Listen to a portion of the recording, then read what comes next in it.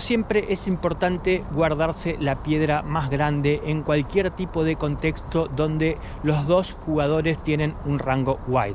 Cuando los dos jugadores tienen un montón de nuts, no importa porque la mano va a terminar en un cooler para un lado o para el otro. Cuando hay un jugador que tiene un rango de nuts gigante y el otro tiene puro aire, lo más probable es que esa mano termine en un fold o termine en un call malísimo del fish que paga perdiendo contra absolutamente todo el rango del rival. O quizás termine en un check call, bluff catch o check raise de la persona que tiene las nuts. Puede terminar de mil maneras. Ahora, hay un tipo de contexto o entorno donde los dos jugadores dentro de una mano tienen un rango parecido, parejo, y en los dos casos es un rango wide, que tiene más porcentaje de manos que no conectaron que de manos que sí conectaron. Este pozo, si es un pozo pequeño, quizás termine como check, check, check, check, check, check o algo por el estilo, y podamos ver quién ganó, qué tenía el otro y cómo llegaron hasta ahí en el showdown. Ahora, en un pozo triveteado, lo más probable es que las situaciones que poseen estas características terminen con una de las dos personas robándose el pozo. Si vos te pones a recolectar manos de todos los fish del planeta, incluyendo a muchos de ustedes, y haces un balance general, te vas a dar cuenta que la mayoría de las veces sucede que la persona que triveteó in position hace apuesta de continuación y se lo roba. En segundo término puede estar el caso de que se lo robe con el second barrel, o el caso de que la persona out of position haga check raise y termine robándose él el pozo. Pero bueno, en la mayoría de los casos la persona que hace apuesta de continuación gana. Es por eso que es desaconsejable hacer calls al trivet fuera de posición con cartas que no conecten o sin un plan preciso de qué vamos a hacer después. Y el concepto de la piedra más grande, de la última piedra, representa una porción importantísima a la hora de jugar este tipo de pozos con mentalidad de aire. Cuando nosotros tenemos una mano que decimos, con esta mano no podemos jugar por valor, por cajas. Con esta mano o tenemos que jugar un pozo chico y ver si lo ganamos, o tenemos que valuguetear fino y ver si le sacamos un poquito más de valor las veces que vayamos ganando, o simplemente tenemos que blufear, porque no existe un pozo donde nos juguemos 100 ciegas y ganemos, no sé, con as dama, as alto, en 3 cartas bajas en un pozo triveteado, porque vamos a perder hasta con as rey. ¿Cómo aplica, por ejemplo, este concepto al tema que nos convoca el día de hoy de la respuesta al trivet fuera de posición contra un donk? Vamos a hacer de cuenta que hacemos un misclick y sin querer queriendo hacemos un call con, no sé, as dama off al trivet. En vez de clavarle la caja y foldear, simplemente hacemos call en un pozo triveteado con un SPR de 3. ¿Qué significa esto? Que nosotros abrimos 2, el tipo pone 6, nosotros completamos y en el pozo queda un pozo de 15 y resulta que teníamos 30, 35, 40 ciegas cada uno. Entonces queda un SPR de 2, 3. Entonces, ¿cuáles son las opciones que manejamos? A ver, la primera opción es, podemos salir apostando, o sea, hacer una donk bet o hacer un check. Si hacemos una donk bet, en este caso particular, en un flop lleno de bananas con as dama, realmente somos unos donks. Entonces no tiene ningún sentido. ¿Por qué? Porque en ese caso nosotros, ¿cuánto estaríamos apostando a un pozo de 15? Vamos a hacer de cuenta 7, 8, 10, las 15. ¿Cuánto apostamos? ¿Cuánto blufeamos? ¿Qué pasa entonces? Le estamos dejando al tipo la piedra más grande o la última piedra. Nosotros donkeamos 7 y el tipo, cualquier cosa que tenga, incluyendo bluff, tiene una apuesta súper fácil clavándonos las 30 o 35 ciegas y haciéndonos foldear toda nuestra mugre. Entonces resulta que salimos donkeando, el tipo nos clava las 30 o 40 ciegas, entonces ahí recién nos damos cuenta lo tonto que somos y foldeamos, muy enojados con nosotros mismos, y todavía no pasó que el tipo nos mostró el par de 2 o las 2 off. Siguiente escenario, nos bastó simplemente con el misclick de pagar fuera de posición el trivet preflop. Entonces ahora decimos, no vamos a cometer 2 errores garrafales en la misma mano y damos check. ¿Qué puede pasar? Que el tipo haga apuesta de continuación o no la haga. Si el tipo hace apuesta de continuación, acá nos está dando a nosotros la posibilidad de tirar la piedra más grande o la última piedra. ¿Por qué? Porque el tipo va a continuar un tercio o medio pote, 5, 7, si es un super donk, pote, 15 ciegas, no importa. Y si nosotros estamos convencidos de que el tipo no tiene una goma y que tenemos full equity, vamos a clavarle check raise nuestras 30 y pico o 40 ciegas y vamos a obtener el mejor resultado a largo plazo. El otro escenario puede ser que el tipo haga check back. Este check back puede estar lleno de valor, o este check back puede ser una especie de give up o de pot control. Cae la cuarta carta y es otra banana. Entonces acá nosotros, ¿qué podemos hacer? Intentar robarnos el pozo una vez que el tipo dio check back. Error. ¿Por qué? Porque le estamos dando al tipo la posibilidad de que use la última y gran piedra. ¿Qué vamos a hacer? Vamos a salir haciendo una prop bet, una apuesta ante su fail al c-bet. ¿Y qué va a pasar? Sí, alguna vez vamos a encontrarnos con un banana que foldee, pero lo más probable es que muchas veces el tipo haya hecho simplemente un check back con su valor, o que esté de joda y que nos clave all-in intentando re-robar. Mejor idea sería chequear nuevamente el turn. Imagínate, abrimos, pagamos fuera de posición, cae un flop bananero, chequeamos, el tipo chequea, cae otra banana y volvemos a chequear. En la mente del tipo nosotros no vamos a tener nada. Entonces, si el tipo no tiene una goma, va a apostar, no va a chequear dos veces y resignarse la posibilidad de robarse el pozo. Si el tipo hizo check back con valor de showdown, va a apostar y va a empezar a, entre comillas, proteger su mano.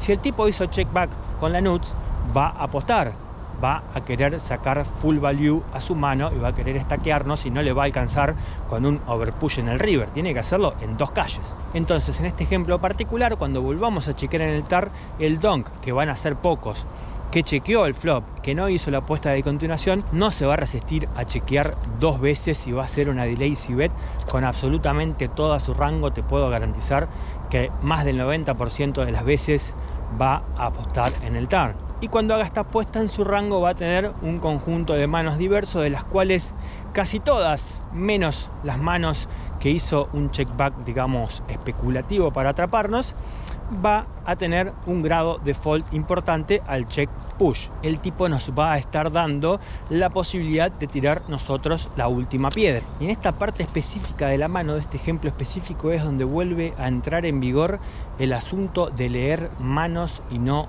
rangos a grandes rasgos. Es acá donde nuestra suma de experiencias, nuestro instinto y nuestra colección de notas nos va a dar, de acuerdo a su sizing, mucha información acerca de cuál de estos tres tipos de manos estamos enfrentando en esta ocasión.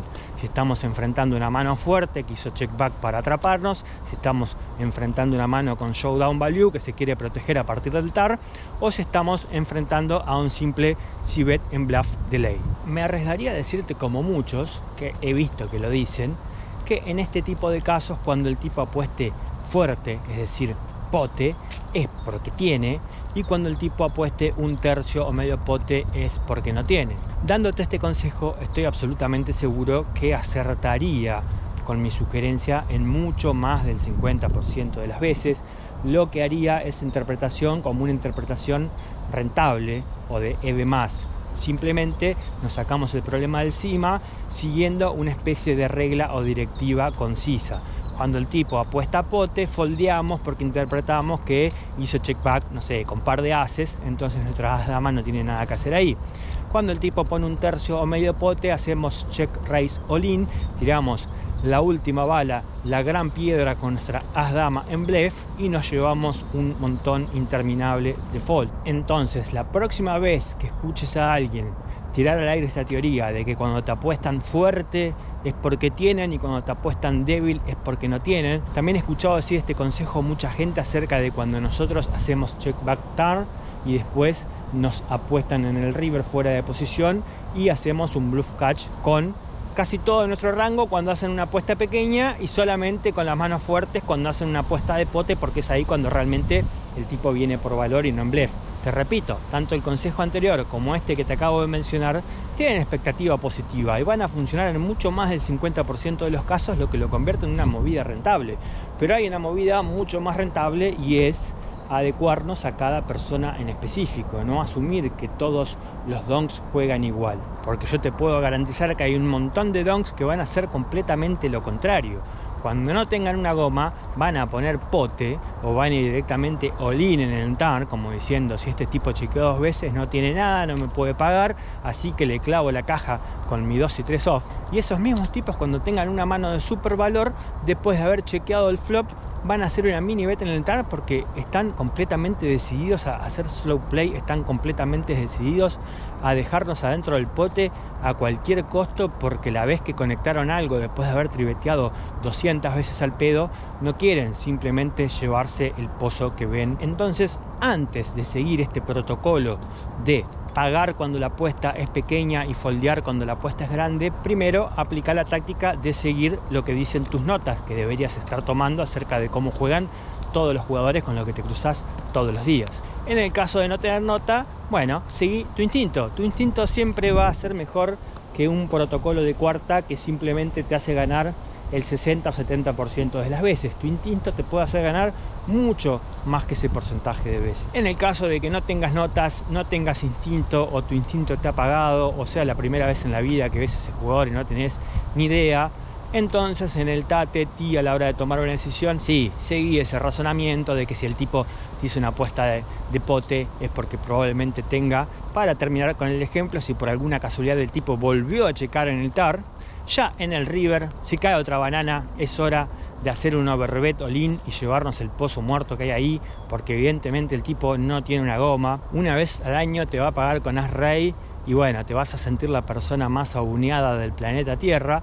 Puede suceder, pero a largo plazo esto va a tener una expectativa positiva grande, porque el tipo, si hubiese tenido una mano hecha, hubiese hecho sibet, y si no la hizo, lo hubiese hecho en el TAR. Olvídate que va a chequear 2 veces las nuts. Pero bueno, todo lo mencionado en este último ejemplo acerca de la piedra más grande y de cómo actuaríamos en ese tipo de spot es innecesario a la hora del tema que estamos hablando, porque no vamos a estar pagando 3-bets fuera de posición con as dama.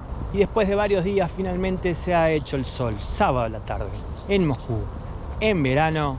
Es hora de tener un poco de vida personal y vida social, salir a tomar unas cervezas al centro. Así que hasta acá llegamos. En el próximo video sí vamos a desmenuzar punto por punto cómo respondemos al 3-bet contra los distintos tipos de donks en posición, fuera de posición y de acuerdo al SPR.